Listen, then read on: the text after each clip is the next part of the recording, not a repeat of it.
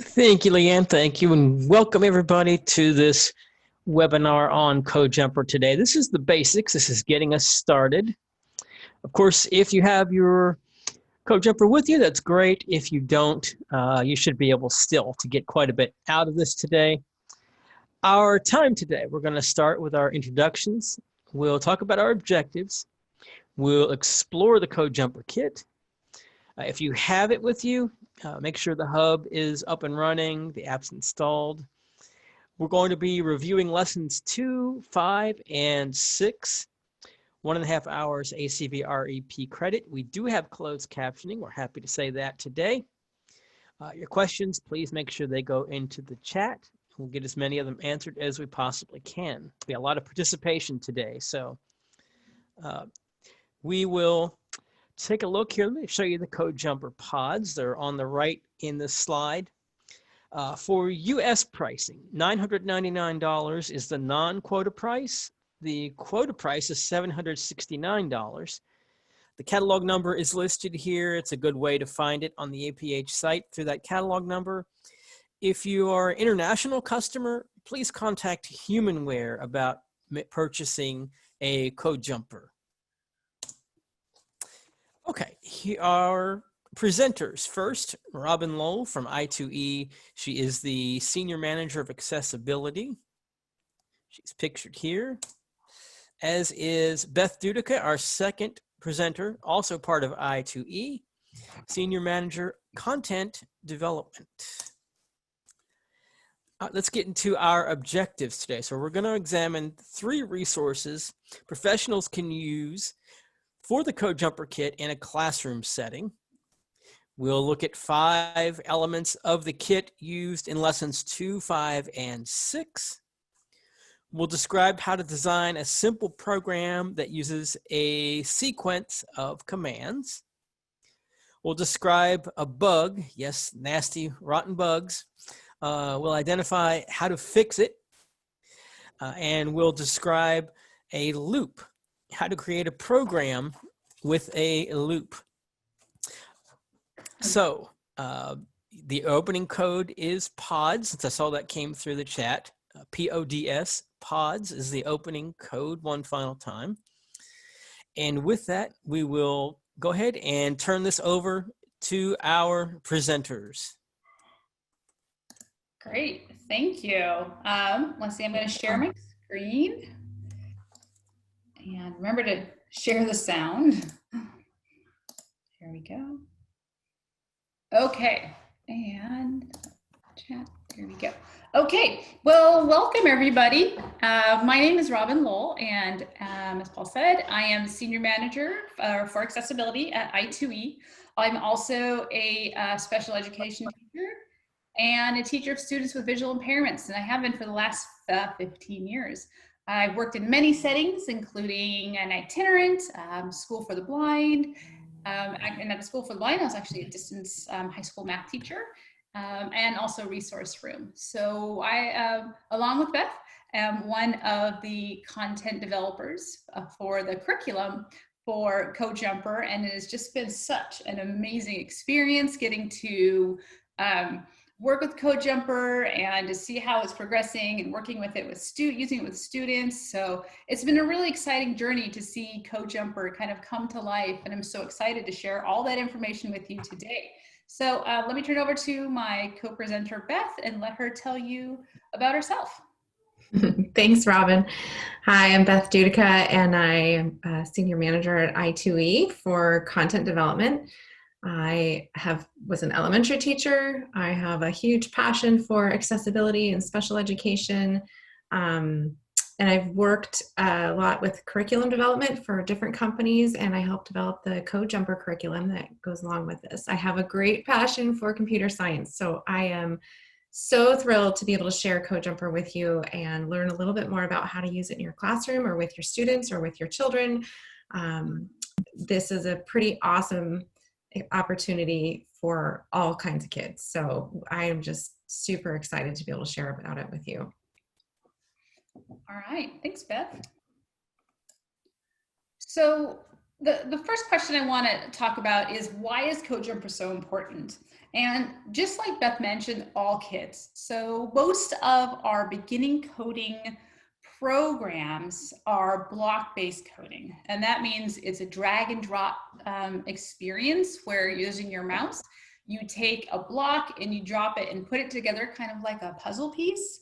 And it's 100% visual. And so our students with visual impairments can't be fully engaged in the process. They can help decide what the kitty is going to do on the screen, but they don't get to see the outcome, and they don't necessarily won't be able to see the code being built as well. So it's not an inclusive experience, and it doesn't say to our kids that, you know, yes, I can code. So CodeJumper takes this experience of a solely online, on the computer experience and puts it on the table right in front of you. And we'll go obviously into depth of how that all works, but it really creates this experience of hands-on, tactile, physical, auditory, and visual experience to learn the basics of coding, which is really great for all kids, that tactile experience. So yes, I can code. So I just mentioned that a little bit. And so on the screen, we have a picture of a student with CodeJumper in front of him. And on the whiteboard behind him, what I really like, it has in big red letters, it says, I will make a 5-sequence code using sounds. And so yes, I can code. It's so important because we need to really get across to all kids that coding is for them, and that yes, they can. We're not going to put these barriers in their way, because it's a lot harder down the road to help to undo the I can't do that when they weren't able to fully participate in the experience of the online block coding. So this CodeJumper helps kids understand that yes, I can code from the beginning, and then they can use CodeJumper and then transition out of CodeJumper into text-based coding. But it's yes, I can code. And I think that's one of the most important parts of CodeJumper, is it helps all of our kiddos understand and learn that coding is something that they can do. So let's now dive in a little bit deeper about the curriculum. That's where we'll start and learn more about that. So let Beth tell us about that. Yeah, the curriculum for CodeJumper is laid out into kind of 2 basic sectors, the primary lessons and the more advanced lessons. And there isn't necessarily an age group assigned to each of these, because sometimes we get middle school students who are starting at the beginning. They haven't had any experience with computer science. And other times we have young children who are able to go all the way through, depending on how much experience they've had. A lot of teachers are very intimidated to teach computer science, not just teachers of visually impaired students or teachers who are art teachers, teachers who are language arts teachers are now being asked to teach computer science to all students, and that can be very intimidating. So the way this curriculum is laid out, we start with computer systems, sort of the baseline level. This is what a computer system is, this is how it operates, sort of that basic functioning and understanding of how it works. Then we'll jump into sequence and algorithms, parameters, threads, debugging, as Paul mentioned before, loops and sequences, and decomposition. And our session today kind of covers some of those topics through about the concept of loops. It gets a little bit more abstract as you get into the advanced lessons. The advanced lessons cover constants, selection and conditionals, selection and random, variables, counters, nested loops. It also covers networks, topologies, protocols, and binary numbers. So this is a full computer science curriculum. It isn't just about coding. And so students will be learning, by the end of this, have a really good understanding about computer science, just a basic understanding that all students are now expected to know. They have to know to be able to compete in this job market and have employment later on, no matter what field you're in. Everybody needs to sort of understand, as we now know, because we're all required to use it, or many students are required to use it right now remotely. Computers are an important thing to understand how they operate and work. All of these resources and the whole curriculum is on codejumper.com. If you go there to the resources tab, you'll see all of these things that I have up right now. That was just the layout. And there's a picture here of CodeJumper and a simple loop program with the pods and an image of the computer showing the app. So in the next slide, it talks more about the lesson structure. This was very thoughtful about how we approach this, because we know that many, many teachers are not comfortable teaching computer science. They maybe didn't learn it as a student, or they maybe haven't learned it as an adult. Even many AT folks, it just sometimes feels uncomfortable doing something that you're not sure of yourself. We took that into consideration when we built this. So you might be learning along with your students, and that is totally okay. Pre-reading lessons is obviously helpful for all teachers, but we have each concept that we talked about before is sort of divided into 4 parts. There's an unplugged activity, there's a guided activity, an exploration activity, and an assessment. So each lesson itself has an unplugged activity. We're going to go into each of the parts of these lessons with you in a few minutes here. But the unplugged activities are similar to what you would find in unplugged activities in any computer science curriculum. They are not using a screen. They are using hands. It's that multimodal experience to understand the concept. And oftentimes this is the piece that hooks students or gets them really excited about the concept or what they're going to be doing. It gives them a foundational understanding that is not flat. It's not on a screen. It's not written or to be read. It's an experience. Building on that, then we go into a more guided activity where students walk through the concept using the actual CodeJumper kit. This is where a teacher will model and students will walk through with a lot of scaffolding so that there is a connection between that abstract concept and what's actually happening with the CodeJumper kit. The next step is the exploration activity, where students can work together, they can work independently, they can be in small groups, and they try and do some of these tasks on their own, but also explore the concept at a deeper level. And then there's a check for understanding to see if your students are understanding the basic concept that was being introduced. Now, there is no set guideline for exactly the order in which you would need to do these. Obviously, you would probably start at the beginning, depending on where your students are. But each of these activities could be done on a different day, or they could be done on the same day. There's no rule. It's sort of up to you, depending on your students, their exposure, how excited they are about it, how interested or engaged. One of the great things right now is that it's something that can be touched and used and is sometimes really fun for students. And it does bring about more engagement than just sitting and listening. Each of the lessons also has some sort of basic structure. There's expected outcomes are listed on there by level. So sort of primary or more advanced students, what you might expect to see. Key vocabulary is all listed out. So you might review those before, make sure you understand the vocabulary as well. And if you do some vocabulary builders with your students, that's an excellent resource there. There are quite a few resources as well attached, videos, and any outside resources that are needed are included all in the package of the lesson. Objective is there, what the students are going to learn during the activity, and it's listed out all of the materials. Those unplugged activities sometimes require materials that are not in the CodeJumper kit, but it's usually pretty simple stuff that any basic classroom or office space is probably going to have. Paper clips and paper and a chair. We tried to keep it pretty simple. So there aren't a lot of extra materials that you will need, but you may want to check before you just dive in because there might be some prep work ahead of time. There are also printable materials at the end of each lesson. If you choose to print something for your students that you want them to be able to read or use, that's all there in whatever format you would like to print it in. There's step-by-step instructions.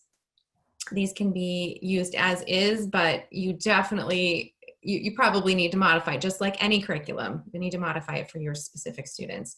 And then there's some closure information about how to close out each lesson. One of the things that's included or referenced a lot in, especially as you get a little further down the road in these lessons, is a computer science journal. We specifically left this off. We didn't give you a specific thing you had to purchase or buy to go with this. This is anything that students can write on.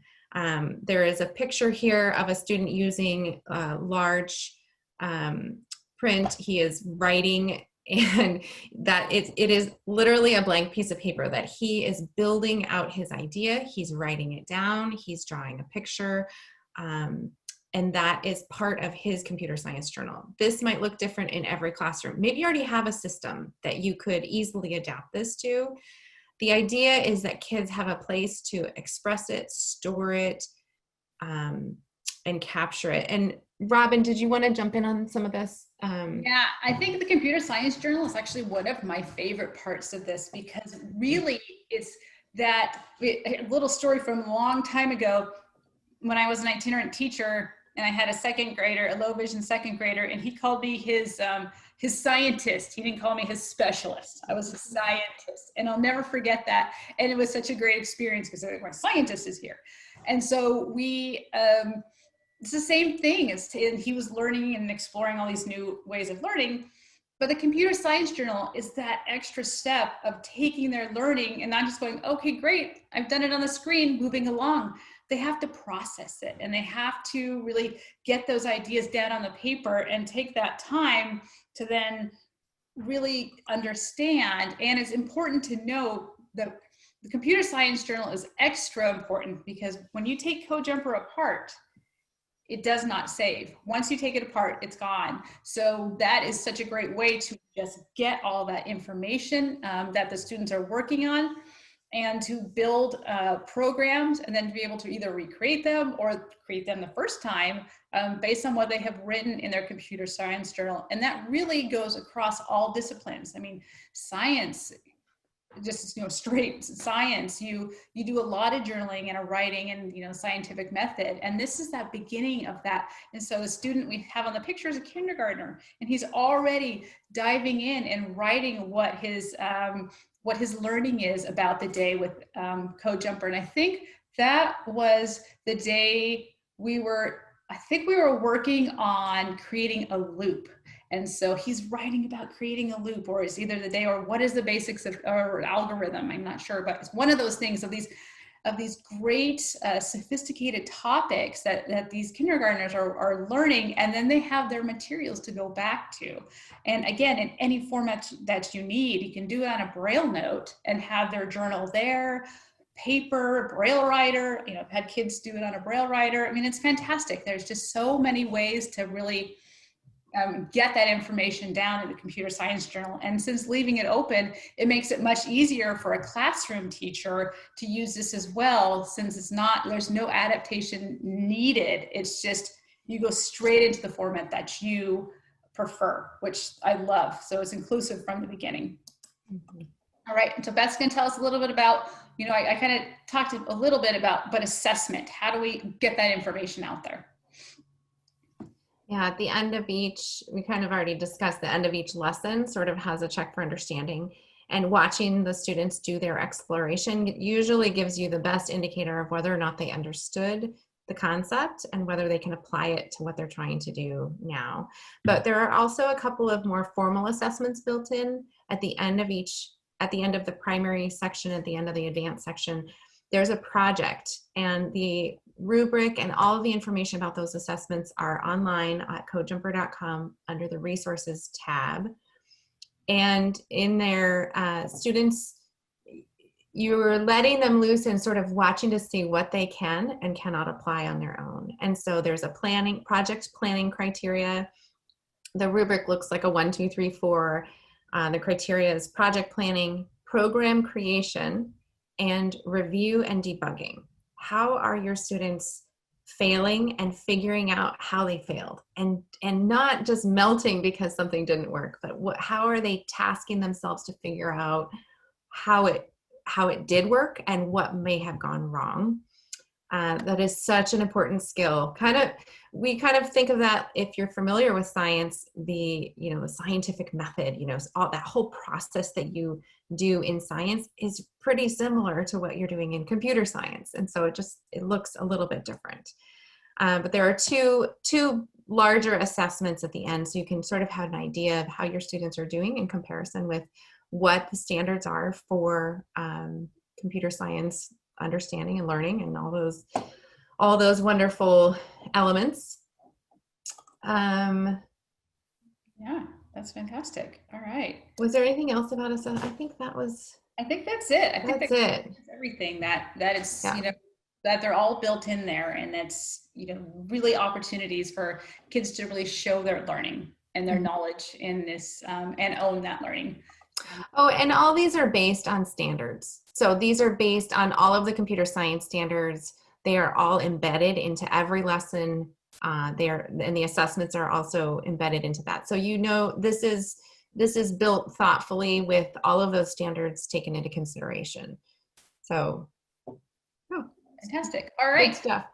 Yeah. So what we're going to do now is we're going to go through a day in the life of a CodeJumper user. So pretty fun. So our first activity, as Beth told us, are really these unplugged, these non-technological, thinking about how all these computer science things really apply to our everyday life, because they really do. These concepts, not only do our kids need these concepts for maybe a career in computer science in some format, but it's really about that problem solving and those kind of skills that we use every day in life. So we're actually going to do an unplugged activity based on an algorithm.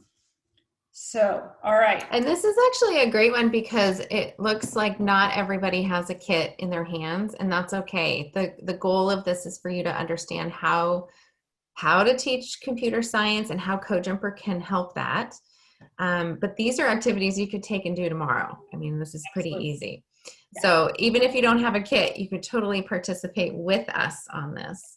So, and this is a participation activity. So we are going to ask you to do a few things. And so in the chat, once I explain it, the way I'd like to explain how it goes in the chat is the unplugged activity is, Beth, you want to explain what an algorithm is? Yeah, an algorithm is a list of steps to complete a task.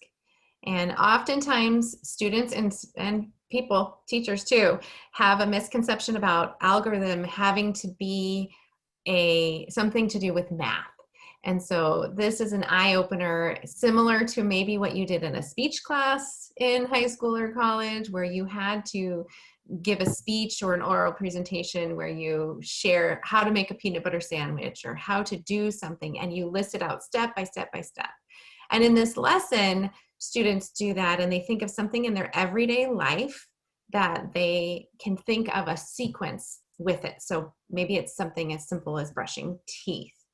And we would love to hear from you some of these everyday experiences that you think of that are algorithms. You could break it down into step-by-step tasks. Now, a lot of your teachers, you're really good at doing this anyway. So think about it from the perspective of another teacher who needs an idea for that one student that needs something to engage with. They need an exciting thing to think about. Maybe they love chocolate milk, or maybe something is really, that student that's hard to reach sometimes. These are the ideas that we share with each other that might really help each other out. So can you think of an algorithm? Can you think of something that has an algorithm in everyday life that your students might connect with, that you could right now put in the chat that says, you can either just put the idea or maybe list the steps for that idea as well.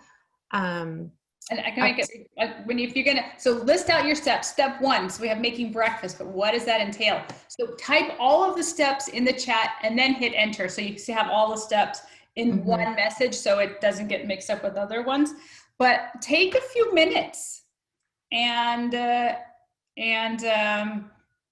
give us some ideas. We've had some good ones in the past that we leave really hungry, I have to tell you. So take a few minutes and we'll read them as they come out. Yeah. This activity is a great one for just integrating across lots of different subjects. Again, public speaking, writing, reading. I mean, this could be an activity that might be done in your classroom anyway, but thinking about it through the lens of computer science and the step-by-step procedure. This is how we talk to a computer. We tell it step by step by step what we want it to do. That is an algorithm. This is how we do it in our daily life, all those kinds of things. We're seeing a few things in the chat. Ooh, I see putting paper into a Perkins Braille writer. Yes, that is fantastic one, because I have one sitting right next to me and I'm glaring at it because it needs to be fixed. But yes, putting all those steps, and that is something that's really important because you have to do it in the right order. Otherwise it does not work. You don't forget to put down the little stays, paper's coming out the front. So I think that's a fantastic one. And what I like about that is it applies to the kid's life. And they're like, oh yeah, that makes sense, something I have to do, and I have to know the steps. Yeah, and then we have steps to make pizza, steps for breakfast. Now, steps to make pizza, there can be some negotiation on that, because I know in my family, there's discussion about whether the cheese goes on first. You put the sauce, and then does the cheese go on and the toppings go on the cheese? Or do you put the toppings on and then the cheese on top? You know, good discussion point. Everybody has their own preference. So we have one that says, feed the dog, pick up doggy dish and walk to dog food bin.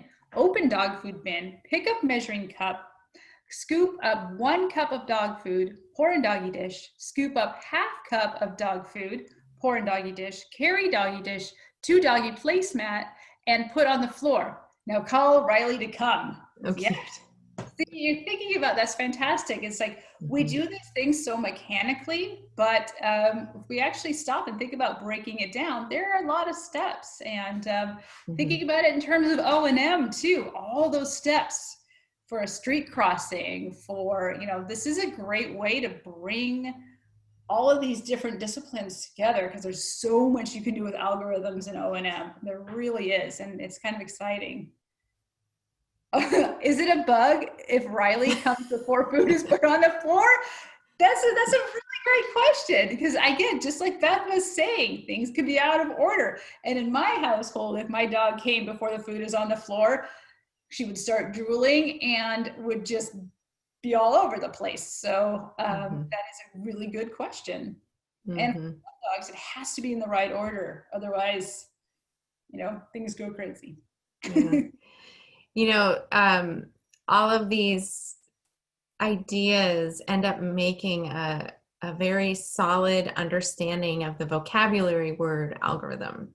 Yes. Which then, if there's that emotional connection to this fun story, and I know it seems like fun and light and easy, but actually when a student makes that connection, they are so much more likely to be able to comprehend the word algorithm later when they're trying to understand something about a computer. So all of these fun things actually spiral into what we know about how the brain works and how students learn best. And Rebecca wrote, I forgot to tell you, start with, say stay to Riley. He is reliable. He will wait. And that's a really important part, because point is that, oh, I forgot this, those things you just take for granted. And that changes the entire experience after that. And so that's really great. Nice job, everybody. Okay, so now let's dig in and actually look at CodeJumper itself. And if you're still writing and that's okay, go ahead and share your idea, because teachers love these new ideas. If you get a chance, even if we're on the next slide, go ahead and dump it into the chat. We'd love to hear about it later. Absolutely. Okay, so let's look at the pieces and parts of CodeJumper. I'm going to switch my the view. Right now I'm on PowerPoint, so I'm going to switch to the CodeJumper app and my document camera. So I use a document camera, and I have all the parts underneath the document camera. And with a split screen. To the right of it is the Code Jumper app. So let's actually talk about the Code Jumper app first. So this is something that even if you don't have a kit, you can download it and take a look at what the app actually looks like. So we have a bunch of buttons across the top. Oh, and while I'm talking about this, I need to make sure my Code Jumper is connected. It says no Bluetooth, and once it connects, it'll click and it'll say Bluetooth. We have all the different sound options, which we'll go over the custom sounds. That's actually going to be the next set of lessons about Code Jumper. We have a play button. So we have play buttons on the actual physical Code Jumpers, but also in the app. We have a button to read the code, and reading the code is really, it's really important to read that code because that is your algorithm. So you need to know if there's a mistake or whatnot, you need to debug. We have the stop button. And below that, we have our threads. We have thread 1, 2, 3, and 4. And each thread is where we have our different sound sets. So we can choose different sounds. Like right now, this one is set to Twinkle Twinkle. And so we can change that. And this is all can be done. It's completely screen reader compatible, and you can do it with your keyboard, which I am actually doing right now. All these different sounds like number sets, numbers in French, people sounds, row your boat, sirens and vehicles. There's a whole bunch of them. And then underneath that, it says end thread because I don't have anything plugged in yet. So let's go through each piece really quickly so we can kind of talk about what those actually are. So we have the largest piece, and that's called the hub. It's not round, it's a squash circle. And on the top of it, we have all the little holes for the speaker, a rocker dial that turns it on and will turn up the volume as well. And we have a large circle button with an inscribed triangle, and that's our play button. No code to play. And I have no code to play right now. And we have one to the left of that, and it's a smaller circle with an inscribed square, and that's our stop button. And on the front of the hub, we have 4 ports. And these ports are where we plug all of our command pods into. And starting off on the left is thread 1, and then it goes to 2, and then 3, and then 4. And you orient the hub by having the ports towards your body and the rocker dial away from you. So that's why we orient it so it's 1 through 4 for the ports. Okay, now let's talk about our command pods. So when we use our command pods, these are the pods these are basically writing our lines of code. So the first one is called the play pod. And this one it looks similar to a computer mouse, and just like the old school computer mice, there's a cord coming out of it. It's not very long, maybe 4 inches or so, with a plug at the end of it. And that plug can either get plugged into the hub, to one of the threads of the ports, or into another command pod. The opposite side of the cord is a port where you can plug it into another command pod, into that. On top of the play pod, which by the way has blue dials and a white top, and the bottom is blue. The play pod has 2 dials on top, a shorter donut-shaped dial with circular ridges on it, and a port in the top of that. And the other dial, which is close to the port on the play pod, is tall and ridged. So it's really important to know that each pod has very distinct dials to them. The pods are mostly shaped the same, except for the dials are on top. So you can tactily distinguish between the dials and the pods just by tactily. So it makes it much easier. So that's the play pod. So when I plug the play pod in, this gives me, we hear that click, and that click indicates that yes, you are plugged in and you've written a line of code.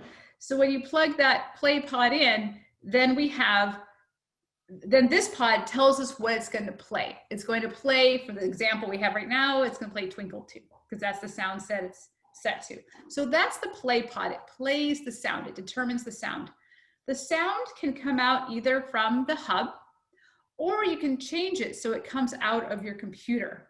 just so you know, the hub basically acts like a Bluetooth speaker. So whatever you are doing, whatever sound that comes from your device, your Windows 10 device, will come out of the hub, just like a speaker would.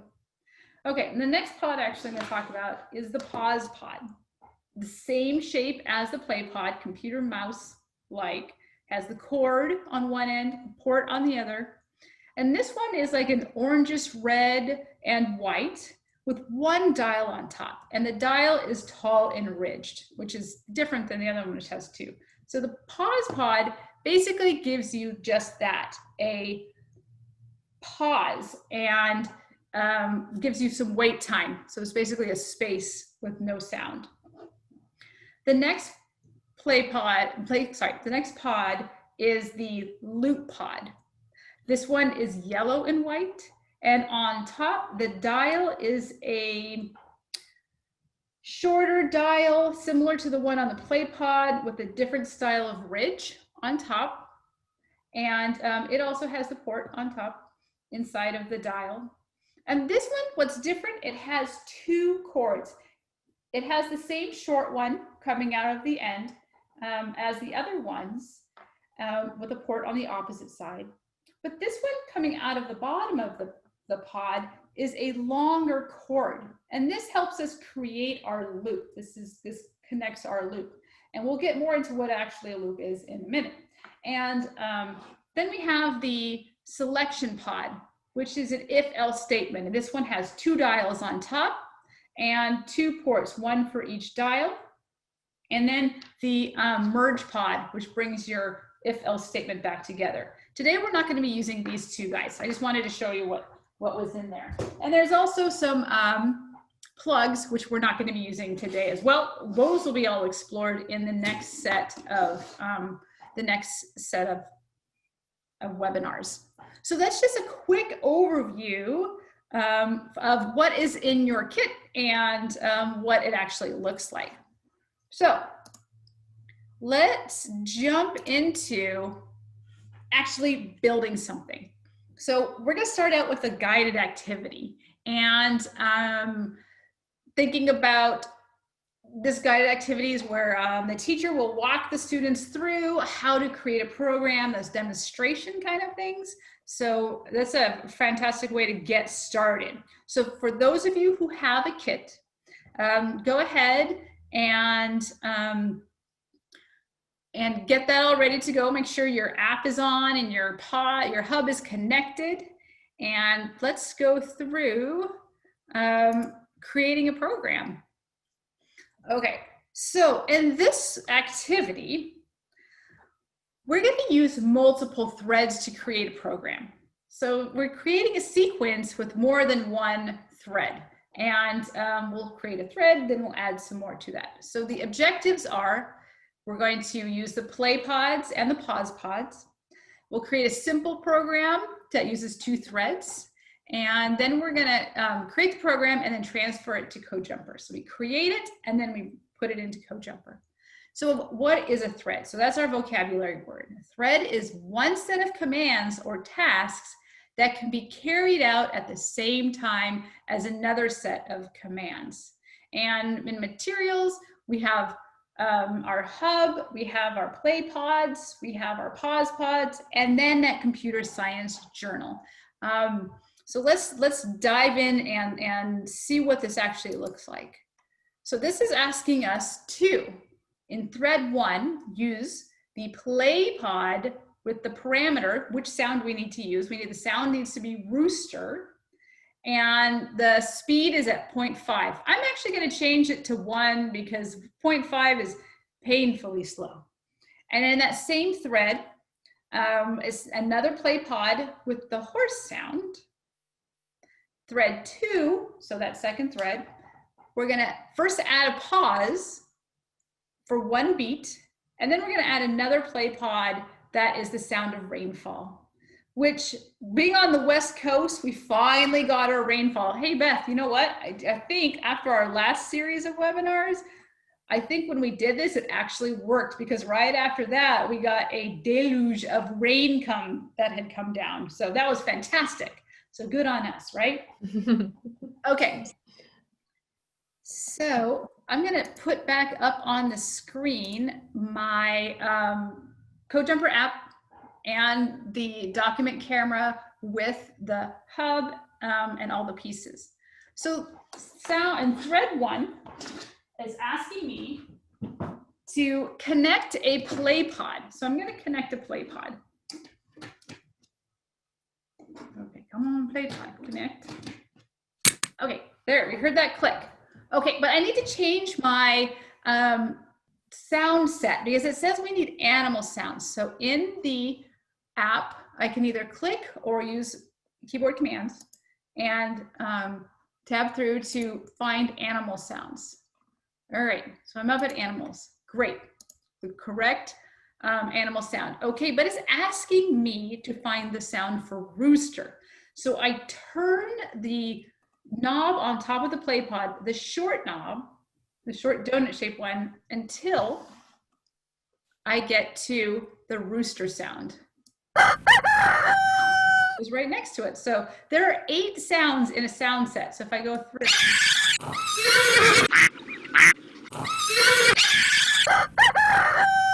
Right, rooster. I just turned it to see that, so you can see when each turn of the dial is like a little click, and kids like to go through it really fast, but they quickly figure out to go slow. Okay, but now it's asking me also another play pod. So again, it's like creating this chain. So the hub actually looks kind of like a chain with all of the play pods and command pods hanging off of it. So I'm going to add in another play pod. So at the end of the play pod, there is a port. I'm going to connect that in. Okay, we heard the click. And so it's telling me that what we have right now is rooster, play rooster for 2 times for both pods. So I need to change the second pod, the one we just connected, by again turning the short dial until we get to the horse sound. Nope. Definitely not.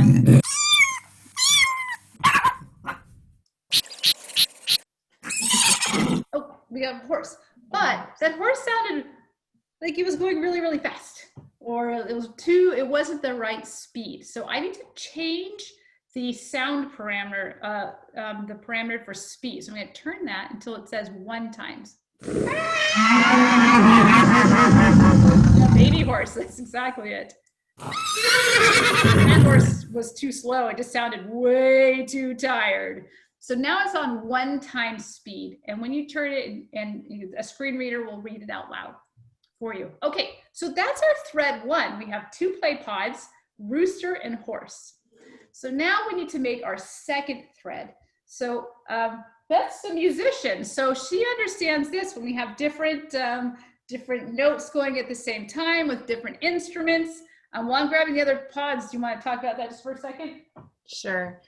So yeah, so there were some questions in our last webinar as well about that second dial and how kids figure out what that dial does. That's one of the joys of CodeJumper is trying to figure it out. So when Robin was twisting that speed dial and it was changing from half speed to 1 times speed to 2 times speed, getting the connection between there, what that sounds like and how is it different. When you start talking about notes, we start talking about pitch, we talk about duration of sound. There's so many different conversations that can come from this. I think in the next thread, it's the nature sound set. So, oh yeah, and we're using the pause pod. So Robin is now on the app. She's changing the sound set at the top of thread 2 with her mouse or keyboard, and then adding the pause pod into as the hub. Let's see, from left to right, it goes 1, 2, 3, 4. There's 4 notches where you can attach pods. And so the second one, she's attached a pause pod. Now, the pause pod, when she attached it, gives a pause in the rhythm of what you're going to play. and it is counted in the number of beats. So Robin, if you turn the pause pod dial, Beat. Half a beat. 1 beat. it goes all 2 the way up to beats. 2 beats. So it's quarter beat, half a 1 beat, beat. 1 beat, or 2 beats. So there's 4 options for this, the length of that pause. And that's something that is a little bit different than the pitch and of the other sounds, because the other sounds are not necessarily called beat. But this is a good conversation starter for students. And how long do you want that pause to be?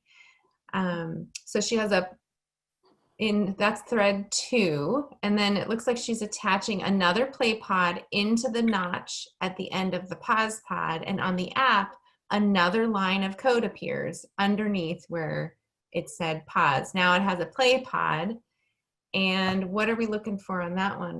We're looking for rain, because I think we need to Rain? send rain someplace. We've had a request for rain. Oh yeah, Connie asked to have some rain sent their way. So you're turning the sound dial.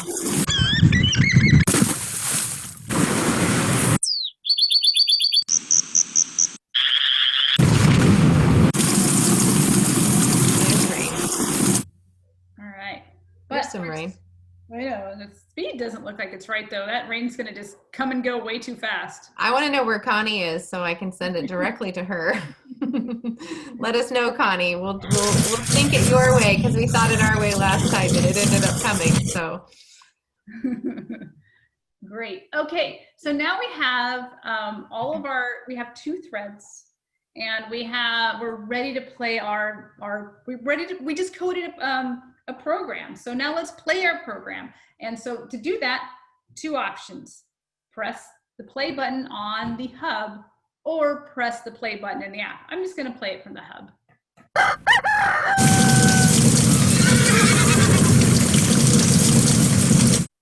There we go. So we just made a typical Western Washington farm experience. We have horses and roosters and rain. So that is like, we just have an entire program we just created. And just from those sounds too, the creativity that can come from that, there's whole entire stories can be written just around that program that you created.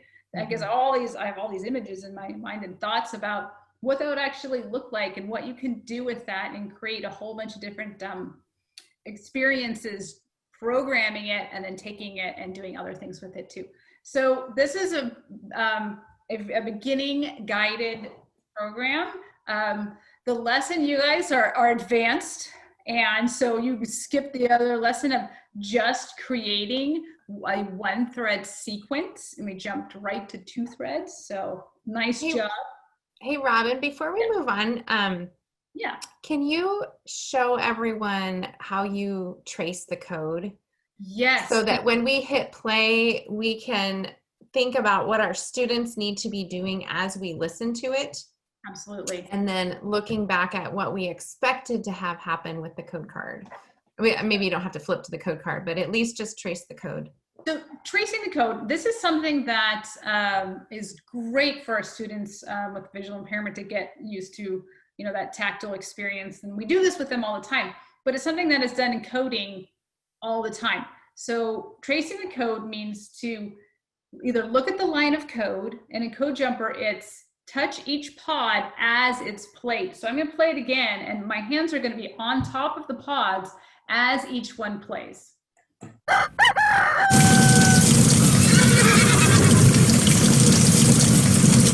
So when we get to debugging, we'll actually really need that tool in order to figure out where our errors are. So tracing the code is something that it really ties that text-based coding to what you're doing on the pods itself. So that's another really important experience. So looking at our next activity, so we're thinking about reflecting a little bit, and you can throw things in the chat. It's like, we had before, I think a few people with kits. So if you struggle with any of that, throw in some struggles you encountered or ones that you anticipate your students might encounter when creating a program. How can we help our students organize themselves to decrease frustration? So thinking about the setup and how it is around them, and that organization is actually really important. And those are, again, are those life skills of keeping yourself organized. And brainstorming some ideas and strategies, language we can use with our students to help them create this program. So thinking about that implementation of using Code Jumpers. If you have any ideas about struggles, organization, strategies that you see be helpful. Or even if you have a question, I know so many of you do not have a kit with you at the moment, but if you have questions about the way that Code Jumper works, or you want to see something specifically demonstrated, or you have a question about what we did or want to see something different, please throw it in the chat. We would love to help get you off and running, so when you do get your hands on your kit, you are ready to go. Right. And we have a question. Would a teacher be selecting the main category? Many younger students would not have the tech skills to manipulate the programming panel. It's we've seen kindergartners using it in the app, and I'll put the app back up on the screen so we can take a look at that too. So yes, it's both ways. A lot of the younger kids are much more tech savvy than we are, and it's really quite simple to use, even if you're using a screen reader and having to use a keyboard to manipulate everything. I think that a lot of kids have those skills to be able to manipulate it. But as you see, setting the sound set, if your student does not have those tech skills yet, it's easy for the adult to create that, choose the right sound set, and then every single thing else is done on the pods themselves. That would be the only thing we need to really help them with, is selecting that sound set. Other than that, I think they can be very independent. Connie has a question, or she has a comment: initiate or plan a project, pay attention, understand different points of view. Yes, fantastic. That's exactly it. This Code Jumper is such a collaborative experience, and seeing it being used by a group of kids with all levels of vision is amazing, because it's 100% inclusive for every single kid, and they love it. And then they have to do this, paying attention. Wait, where did I turn this dial? We have to plan this out first, and understanding different points of view, because one student may not have liked the rooster sound. No, we should put in this instead. And those real collaborative skills, it's a fantastic way to get those kind of built into a coding experience. And there's a lot of listening that has to happen, listening to your group, but also listening to what's happening when you trace the code, and identifying which pod it is that needs the changing. Because sometimes, especially the smaller kids, when their hands get in there, they're turning dials and they're changing stuff, and then someone's trying to change, but it's already been moved around. And so there's some general rules about organization in terms of where your hands are, especially with the littlest folks. When you're having a discussion, keeping your hands off of it so you don't change the sound and then screw it up for the next person who wants to try and manipulate something. Some of those basic classroom management pieces come into play, but there's, listening and paying attention is a pretty important one. Absolutely. All right. Okay, go for it. Okay, Beth, do you want to talk about using Code Jumper in the classroom?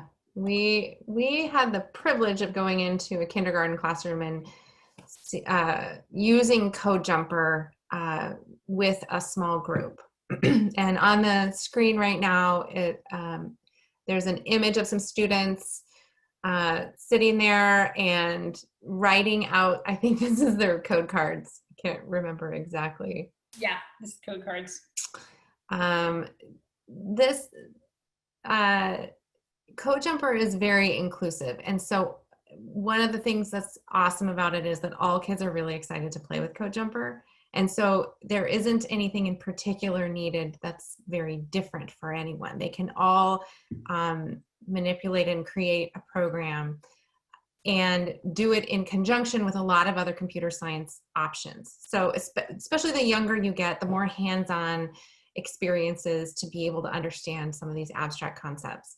And so there's a lot of small groups work really well with kindergarten and first grade and some second grade.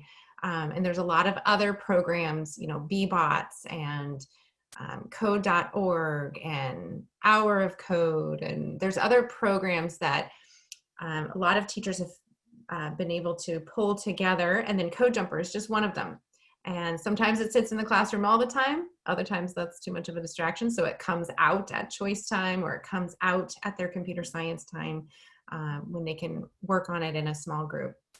It would be difficult to have 25 students using one Code Jumper kit all at the same time, unless you're doing something guided where you or as the teacher are instructing and you're allowing 1 or 2 students at a time come up and everyone's sort of watching. But it's great for a rotation model, especially if you could have even just one kit, you can do so much with it. So that is great in a gen ed class, and also in a pull-out and a one-on-one opportunity. And right now with so many students remote, that it works just as well that way. You can implement all of these lessons and all of this curriculum in either kind of environment. Awesome. All right, now let's talk about debugging. So we've mentioned debugging a few times, and what is so awesome about debugging is Grace Hopper, who was an amazing computer scientist, found a moth in her computer. And it was wreaking havoc. And so things weren't working, because way back when there was cards made out of paper. So a moth could eat through those and wreak havoc. So she coined the term debugging, which is to find an error and fix it. So we're going to actually debug a program right now. And I'm going to set it up. So the objective of this is to listen to a sample program, identify a bug, and then to correct the bug. So the materials, we need a code card for debugging, and we're going to, when I do this with students, I make them sing Twinkle Twinkle Little Star before we do this, and I will spare you all me singing the song Twinkle Twinkle Little Star, because nobody wants to hear that. Mm-hmm. So we're going to put a program together, and we're going to find our error, and then we're going to fix it. So our 2 vocabulary words are a bug, which is error in our computer system, and debugging, the process of finding and fixing the bugs in a computer. So we have a code card up here, and the way the code cards are set up, and in the curriculum, everything is text-based, so it's really easy to take these code cards and emboss them in Braille or whatever format that you need, large print, regular print. So we have thread 1, Twinkle Twinkle, and then it says play Twinkle 1, play Twinkle 2, and then then it has the speeds of all 1.5 for each one. Play star for 1.5, play little, end thread. So it's important we know we start our code and we end our code. So I'm going to go ahead and bring back up on the screen the document camera and our app. So I need to go and actually change, because our code said in thread 1, that's that first one on plug on the left, that needs to be the sound set of Twinkle Twinkle. So I'm going to change animals to Twinkle Twinkle. I mean, there is sophisticated ones all the way up to Beethoven's 5th Symphony. So there are some sophisticated, complicated codes that you can make. And that one is definitely challenging and not as easy as you think it would be. So these really can get quite sophisticated. But we're going to start simple with Twinkle Twinkle, because that's what most musicians start with, is Twinkle Twinkle before you get to Beethoven's 5th. Okay, so I have Twinkle Twinkle now as my sound set. I'm going to plug in my first play pod, and it says, well, I'm going to play the code. Thread 1 twinkle, twinkle. Play little for 1 times speed. Okay. End thread. All right, so that's when I press both the stop button and the play button at the same time for it to read the code. And then you can also do that also in the app. But we need to change our sound because it said we need to do twinkle 1. So I'm going to turn it. Star twinkle. Okay, we have, says play twinkle 1. And this is 1 times speed and we need it 1.5. So I turn the sound dial Twinkle. to 1.5. Then I take a second play pod and I connect it to the first play pod. And it tells me that that one is twinkle 1 and our code card says twinkle 2. So I'm going to turn it to show twinkle 2. Twinkle. Okay, twinkle 2. And I'm going to change it to 1.5 Twinkle. times speed. So the faster the speed, the higher it gets. So now it's telling me play star for 1.5. So I add in one more play pod. Click. Oh, and this one's already set to star, but our speed is set to 2 times speed. Star. Turn it down to 1.5. Last play pod. And it says twinkle 1, so I'm going to turn it to Twinkle little. little and 1.5.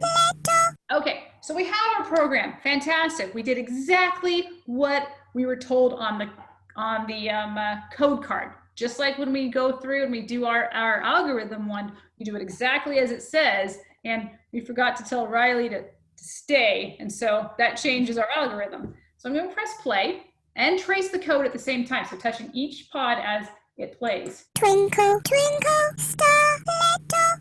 Okay, that's not quite right. So then we ask our students, okay, there's a bug in here. What's the bug? So in the chat, throw in there what is not quite right. I'll play it again.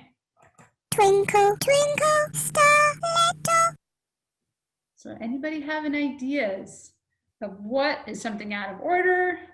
Okay, we have stars before little. Need to change the last 2 pods. Correct. Very good. So we have 2 options to do that. We can either swap the pods, or I can trace the code and find exactly which pod it is, and then just turn the sound dial, which is what I'm going to do. Twinkle, twinkle, star little. Okay. So I left my hand on star because I knew that one was not correct. So I'm going to turn this to Twinkle, twinkle, little. And then the one after that, we also need to change. So our last one, we need to change to say star. star. Okay, now I'll play our code. Twinkle, twinkle, little star. All right, yeah, we just wrote an entire program for Twinkle, Twinkle, Little Star. And it may seem very simple, but there are some sophisticated like ideas built into that tracing and debugging that that you need to learn from the get-go, and not having the content really sophisticated. It's something we all know. The focus is on the debugging and not creating the song or the story. And actually, Robin, that recreation of the code card, so being given a set of code and trying to recreate it piece by piece is a process that even in high school, students who are not using block coding, just they're using a language or text-based coding, they're doing the same thing. And that in that process, 95% of the time when students have a problem and you say, okay, give this code to a partner and swap and see if you can find each other's problem. Just by the recreation of the code that they're seeing, 95% of their problems, they see themselves. They actually, just by going through and trying to recreate it, they start to recognize where that error is. And that's something that you can transfer to writing and reading and math, and that being ability to pause long enough to debug your work and not have it as an error, like a frustration, but I just have to debug. Yeah, and not have it be, I need to ask my teacher about this. Yes. This is something that I can independently figure out on my own because I know how to recreate it and I know how to think critically about what I want it to be that's different. That's an issue all the way along. K to 12 is putting that hand up and asking the teacher to help you figure it out. And we want our students to, from the get-go, know that they can do this. So this debugging process is really critical for this program. Absolutely. I couldn't agree more. So now let's talk about, Beth mentioned a little bit about, okay, in this world of distance learning that many of us are doing right now, where does CodeJumper fit into that? And, you know, I've thought about this a lot, about how we can fit CodeJumper into distance learning. And to me, it is actually a bright, shining star, because yes, it can be done. If you think about it, our kids are spending a lot of time on Zoom meetings, on Teams meetings, whatever it is. They're spending a lot of time on meetings, and then they either go do their work independently, either on the computer or are, you know, analog, whatever it is. But the more opportunities that we can give our students for really good hands-on experiences during remote learning, I think is better. I mean, it's better when we do that. So we can start with our unplugged activities. We were able to do an unplugged activity all together, regardless if you had a kid or not. And there's a lot of great unplugged activities that kids can do at home. And it's an opportunity also to get them together and do unplugged activities and create algorithms and have them recreate these algorithms, which I remember doing the peanut butter jelly sandwich in 2nd grade, and it was so memorable because someone had peanut butter on the outside of their bread, on the crust. And that's because that's what they wrote the algorithm. So there's a lot of opportunity to use these unplugged activities just with your students. And, you know, a lot of us itinerant teachers, it's a great way to do activities, just, you know, outside of the norm.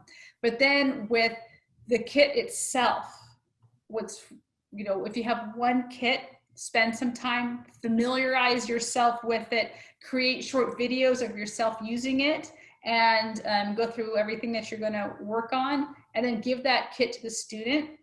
So as you can see, I have a document camera, and I mean, I think document cameras are one of our secret weapons in remote learning. When kids are, especially a lot of our students, learning Braille, you can watch the student with the document camera practicing on the Braille writer, or how they're reading Braille, or handwriting, all these different things. And then we can bring that into CodeJumper too, because the student can have the kit, and just like what we're doing right now is you can watch them putting the pods together, and you can walk them through things, even if you don't have a kit. But I suggest, you know, taking pictures of it so you know what it's supposed to look like, and so you can reference that. But it's a great way to have this physical hands-on experience during remote learning. Or if you have multiple kits, and give them to 2 students, and then they can work together on creating that really collaborative experience, and creating a program and giving them to each other to debug, or each creating the same program and playing it and going, well, that's quite right, no, that's right, or it's not quite right. But that peer experience and that social aspect of that is really important. Getting families involved. When I first got this kit, I took it to a friend of mine who's a mid-40s Microsoft engineer, and I had a hard time getting it out of his hands. And same thing in my house, is like getting it out of the hands of my family. Everybody really enjoys it. So it's an opportunity to get the families involved, and everybody's learning about computer science, and because it's such a collaborative experience, and everybody really enjoys it. And there's one thing we haven't explored yet, and we'll get to that in a minute, that makes it oh so much more fun. And the other thing is creating challenges, giving kids these tasks. I'm giving you a challenge to create this program and see what you can figure out. Write it in your computer science journal, and then we'll talk about it next time. So those asynchronous activities that you send them away with opportunities to do a hands-on experience away from the computer. So I really think CodeJumper is a fantastic way to kind of engage and interact with our kids when we're trying to do this from a distance. All right, so exploration, just like we said, you know, those challenges, those are that exploration piece where we don't, actually, Beth, why don't you talk about exploration? And so while I get these, Yeah. Excuse me, you can get it all set up, Robin. The exploration is the piece that comes towards the end of a concept. Again, this might not be all in the same day. You might spend a couple of days doing some guided activity around a certain topic, depending on how well your students are catching on to the idea, how much practice they need or want with it. And the exploration is an opportunity for them to sort of view a challenge and see if they can apply their knowledge to be able to solve it. So they're using everything they learned in that unplugged activity, everything they learned when they were being guided, and now they're trying it sort of on their own. And the example we're going to do today has to do with a loop. So if you think about it, prior to doing this with you right now, if you were a class, we would have gone through an unplugged activity about a loop. We would have talked about what a loop is. They would be very familiar with what the definition of loop with the word repetition as vocabulary. They would have already created a loop on their own with some guidance. And now is an opportunity for them to create a loop on their own and see if they actually understand and can figure out the process and what they need to do. So right now, I think we're going to create a loop, right, Robin? Yep, we are. So we were thinking, you know, this is a great team experience. So Beth and I are going to kind of model what this looks like when you're working together. So I'm actually going to, instead of 4 play pods, I'm actually going to use 3. I'm going to try 4, but under the document camera, sometimes they get a little unruly and like to creep off the stage. So we're going to create a loop. And let's first look at the code card. So we're going to look at piano. We get piano. So we have MIDI instruments. Yeah, there's another sound set. We have all of our sample sounds that we just heard. There's also MIDI instruments. So we're going to loop 3 times these 4 different notes inside of a loop. Okay. So I'm going to actually see if I can get all 4 on the screen right now. Oh, I can. All right. Okay, Beth, so let's do the loop first. Okay, so first we have to change our sound set because this is a piano, a MIDI instrument. And so if you choose the, go back up and choose from the sound category, choose MIDI instruments. And then in the sound set options, choose piano and say, okay.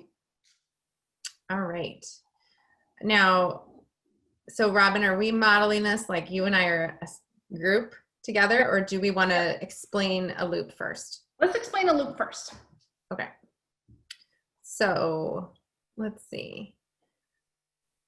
Okay, so the loop pod, it has 2 chords coming out of it. We've already described a loop pod in the beginning, right? Yes. Okay, so there's a line coming out of your code, just like it was in the last example we had. And when you connect all of those things together, it kind of creates a line. The loop pod has an opportunity where there's a chord coming out from the bottom of it, a much longer chord. So the straight part that goes along, how did we do this? We talked about it like a street in a cul-de-sac, right? Yes. The street is coming along out of the hub, and it stops and decides if it wants to go into the cul-de-sac and make the loop. That's how my students were figuring it out. Yeah. So Robin, if you plug the short cord of the loop pod into the hub. Actually, I think we need to do that at the end. At the end, okay. Yeah. Let's do it first. Okay, so you want to plug the play pod into the lower port. So there's 2 ports on the loop pod, but the one that's closer to the long cord is how you're going to make your loop. So there's a play pod there, and then attach another play pod to the notched end of the first play pod. So you're making kind of a train of play pods. And then the third play pod into the notched end of the second play pod. Okay. And then the long cord at the end of the loop pod, you're going to attach to the end of the third play pod. So it literally creates a circle. Yep. From the loop pod, you've got 3 play pods in a circle. And if you were to trace that, you would have loop pod, play pod, play pod, play pod, loop pod. You would keep coming back. The loop pod dial, oh, here, let's plug it in. Okay. So I'm what am I gonna show plugging it into? Plug it into thread 1 Okay. in the hub. All right. I heard the click. Heard the click, and in the app there is sort of a bracket around what we saw in the last example with the play pods. There was just a blue bar with play the rooster sound for 1.5 times, or whatever that example was. Now all those play pods show up and they each have a line of code, but around them is a bracket of yellow that says loop 2 times, and if you went straight down the list, you'd have loop 2 times, the 3 play pod lines, and then the 4th line is end loop. And then at the very end is end thread. And this is exactly how it shows up in programming. Like you are programming in text-based coding. This is exactly how it comes up. It's like a bracket around those 3 play pods. So we can adjust how many times we want the loop to play. And by turning the dial on the loop pod, you can choose between, right now it says 2, so you want to turn it. 3, 3, 4, 4, 5, yeah. 6, 7, To 8. spare us our time, let's just do it. Let's just do it 2 or 3 times. 2 times Okay. is fine. Perfect. Now we need to set our play pods to what the code card said. So it was C5 was the first one. Okay, so I turned Turn the sound dial, the short fat there, C5 for half a beat. Okay, then I So turned that. change the duration. There we go. And then the next play pod is D5 for half a beat, Okay, and we're which there. is already on D5, so that's great. And then E5 for half a beat. For the third play pod.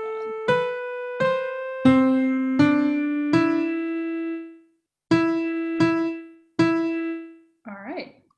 Okay. So should we read the code out loud first? Sure. So I'm going to press the play and stop. Thread 1 piano. Loop 2 times. Play C5 for 1/2 a beat. Play D5 for 1/2 a beat. Play E5 for 1/2 a beat. End loop. End thread. Okay, so Okay. that's the information. So now if I just press the play button, I'm going to And then trace trace the code so we can see how it works.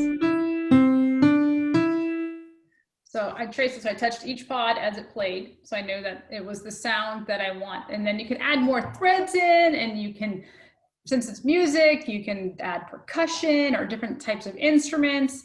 But the loop was literally a loop. And what I really love about the loop is kids who are doing text-based coding, this is a really abstract concept. And when you're reading it, especially with a screen reader, it's a whole bunch of brackets and parentheses and parentheses, parentheses, and all this information in the middle. This is a really great way to help those text-based coders understand in a concrete way what those abstract concepts are. It's like, oh, this is the loop. I'm literally going around and around and around in a loop. This makes sense. And then, down the road, we'll look at the selection pod. Again, if else statements. It's so nice because it takes these super abstract concepts, puts them in the concrete, and then you can take that information and then apply it. And the loop is one of the best examples of that to start with. So we have actually just created a loop that went around twice. We can go up to, we can actually go to infinity with the plugs, but we're not going to do that right now. Thank you. Hey, Robin, I think we should show everyone one of the most common errors that people make. Yes. So I'm actually going to take out the plug from obviously our loop is created properly, and I'm going to put it into the port that continues the whole program on when you come out of the loop. Okay, so now I'm going to press play. So I've just taken it out.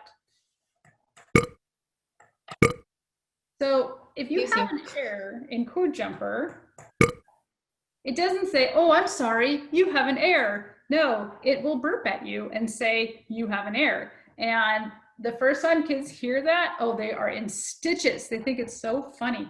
So you know you have an error that you need to debug when your program is not set up properly. So if I press it again, you can hear the burp, like, oh, I have something I need to fix. And then you look at it, you feel it and see, oh, I need to change my location of the chord. And now if I press play, it'll play it properly. Mm-hmm. So that's, the kids love that. Mm-hmm. And the kids often, even myself, sometimes I plug it into the wrong port in the loop pod because I haven't got all of my arrangements figured out as clearly. And it still looks like a loop. It feels like a loop, but it's in the wrong port, which will give you an error. Oh, so just, well, we have the last few minutes. So what are some resources that are available to help, me get started? So codejumper.com has all of the great resources. It has all the curriculum on there, both in HTML and PDF format. And you can, there's all the information is there. Download the app from the Windows Store. And then also there is a 1-hour course on the Microsoft Educator Network at education.microsoft.com. And there's an hour-long course with videos on CodeJumper that you can take at your leisure and learn more about the basics of CodeJumper. And we also have some great resources to find out more about coding. Code.org, there's k12.cs, csteachers.org, and CS for All. And we can stick these in the chat too, and you can go check them out. And it's great information to learn more about coding in general and what's out there. So now with the last 4 minutes, we wanted to open up the floor to questions that anybody has about CodeJumper, coding, all those kind of things. So just either raise your hand or put it in the chat. Or if it's easier to come off of mute, can they come off of mute and ask their question? They definitely can. If they want to raise their hand, they do have the ability to do that. Fantastic.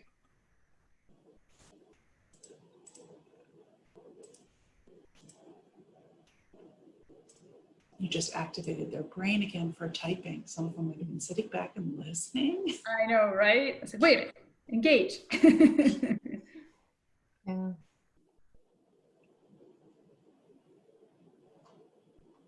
Right. Well, it's our hope that this webinar and just these early steps in the curriculum will help get you off and running. And then as you get started, feel free to contact us if you have questions.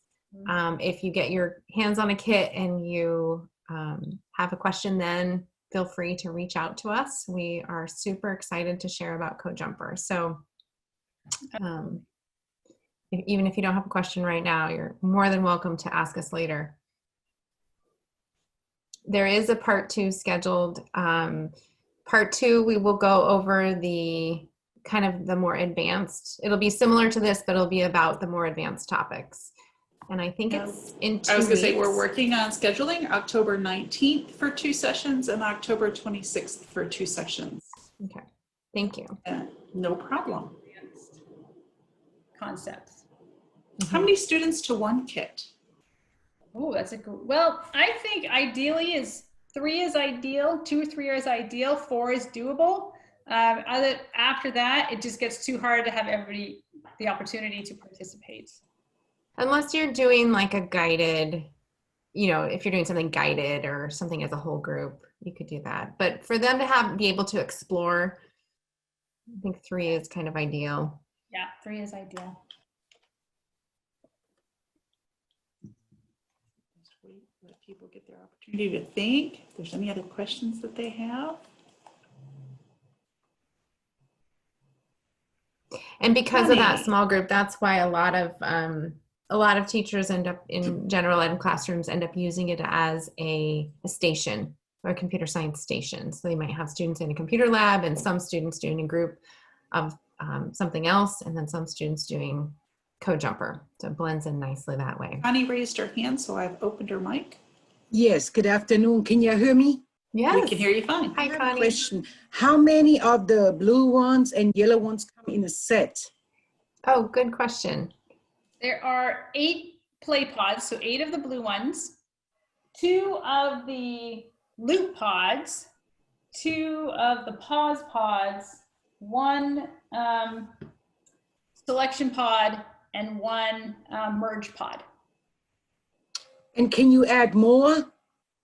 You can go up to 23. Yep, and Oh. then the power just kind of fades. So you can have up to 20. It's the little engine that could, and only so much. You're Okay, thank you.